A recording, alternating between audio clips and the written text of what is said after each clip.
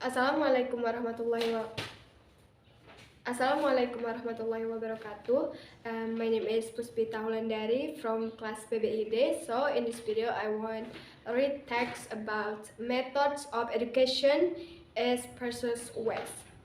A teacher from a Western country recently visited an elementary school in Asian country. In one class, he watched 60 young children as they learned to draw a cat. The teacher drew a big circle on the blackboard, and 60 children copied it on their papers.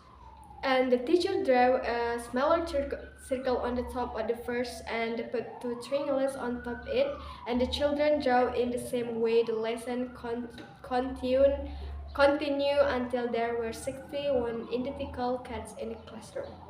And the visiting teacher watched the lesson and was surprised. The teaching methods were very much different from the way of teaching in her own country. The children art lesson in her own country products a room full of unique pictures. And in a society such as the United States or Canada, which has many national, religious, and cultural differences, people highly value individualism. The difference between people, teacher place lots of continual system in this country show this value.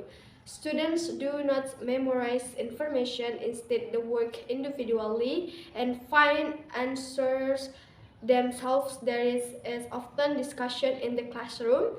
At an early age, students learn to form their own ideas, and opinions. In most Asian society, by contrast, the people have the same language, history, and culture. Perhaps for the reason the educational system in much of the Orient reflects society belief in group goals and purpose rather than individualism. Children in China, Japan, and Korea often work together and help each other. Very formal, the teacher lecture and the student listen. There is not much discussion. Instead, the student retire rules or information that they have memorized.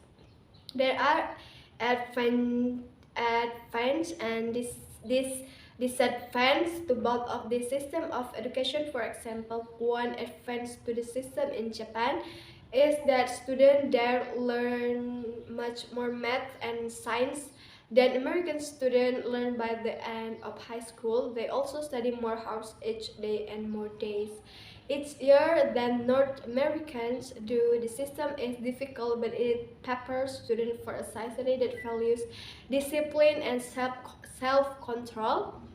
There is, however, a disadvantage. Memorization is an important learning method in Japanese school, yet many students say that after an exam, they forget much of the information that they have memorized. The advance to the educational system in North American, on the other hand, is that students learn to think for themselves. The system preferred that for a society that value creative ideas.